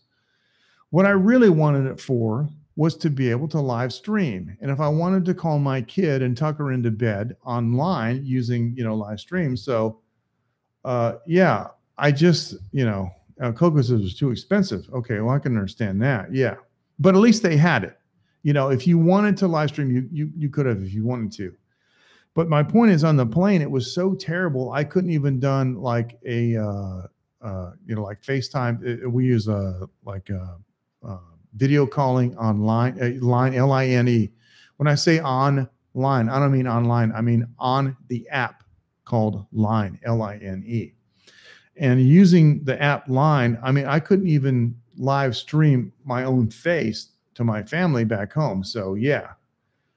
Bootsy barbecue sauce, and it's spelled like this. Bootsy, like that. Now, there is a Bootsy barbecue place somewhere in the Midwest. I forget where it is. I don't know anything about them. Don't be confused. This is a different company. It's not those guys. It's that Bootsy place is an individual, like a store, individual barbecue vendor. But yeah, this is a different company. And so, I wanted to stream from the plane and walk around and show you guys the plane. And when I checked the upload speed, it was dismal. So, I mean, I know Dave in Osaka recently did, when he was flying, he did a stream on Periscope. I know Periscope is a little bit more tolerant for low, connection speeds than YouTube is. But he must have had way better connectivity on his flight than I had on mine, because mine was terrible. It was in the kilobytes upload. I couldn't do anything. I mean, if I wanted to upload a text file to Google Drive, it would have took 5 minutes. So yeah, I know what you mean. And the funny thing is, you're talking about too choppy.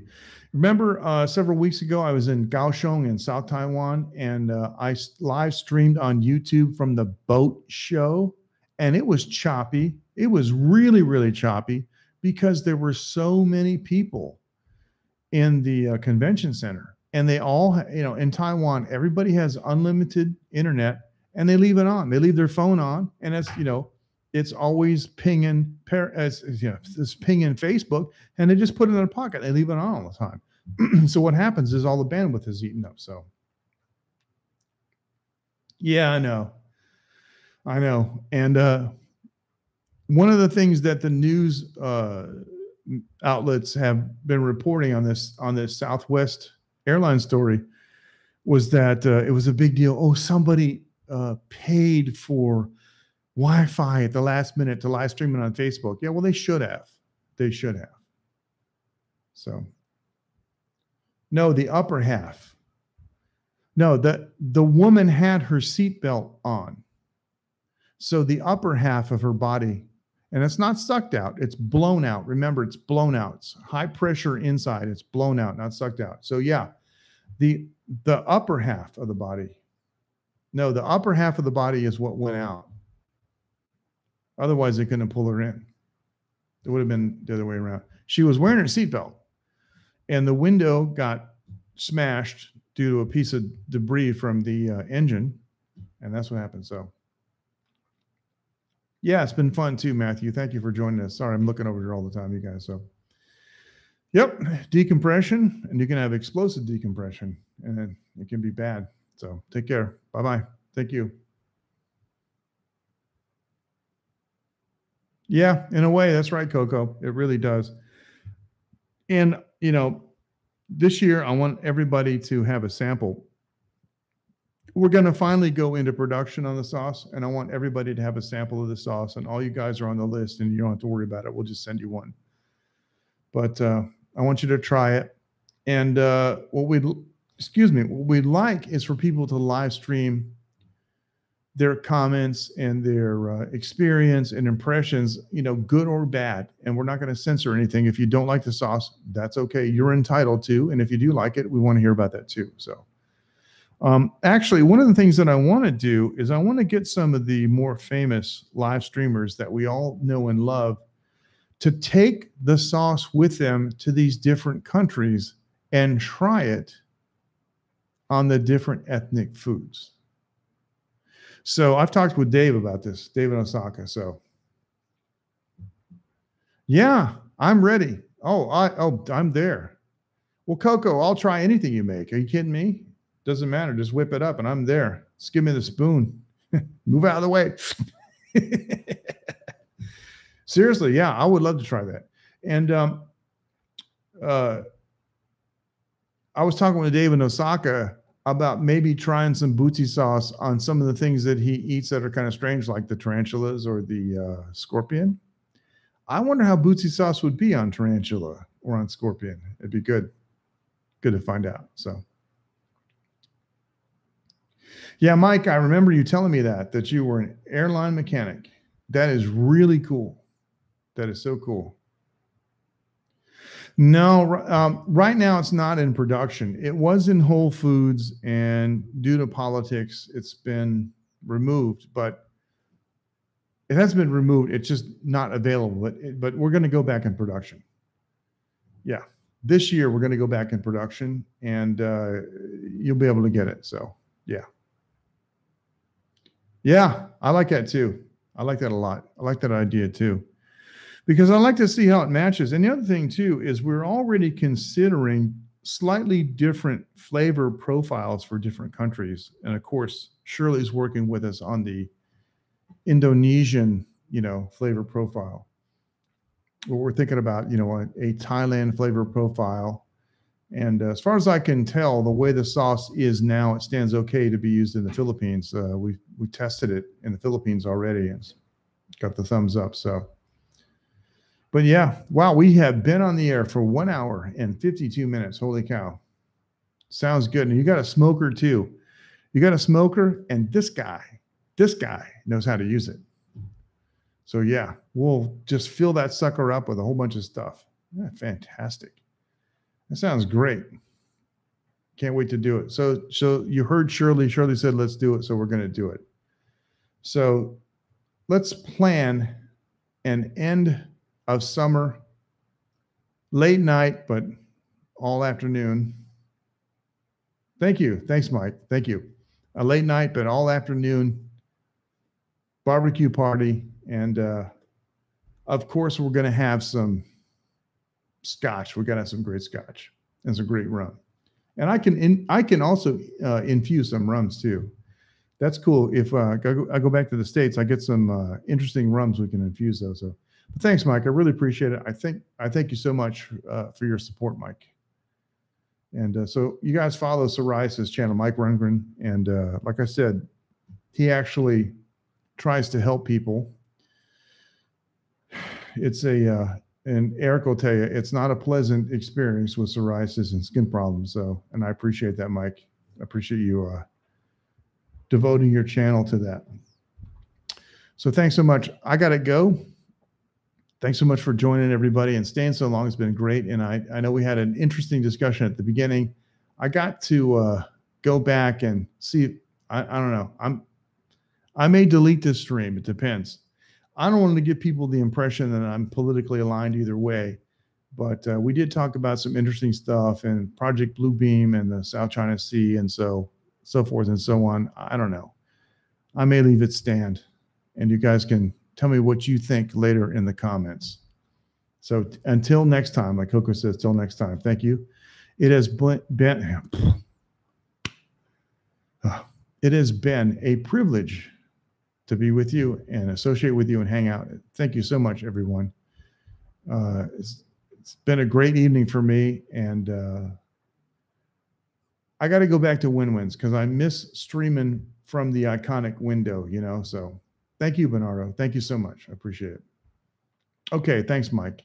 Yeah, it's at the front. It was interesting, and part of it, there wasn't anybody here, so I was basically talking to myself. So, Thank you, OM. OM means old man. That's a ham radio expression. 7-3 means best wishes. QRT means that we're signing off. Thank you very much. Bud, thanks. Take care. See you, Shirley. Thank you. 谢谢,谢谢. 明天见. We'll see you tomorrow. Thanks. You guys take care, and we'll see you next time. And here's the big finger. Bye-bye.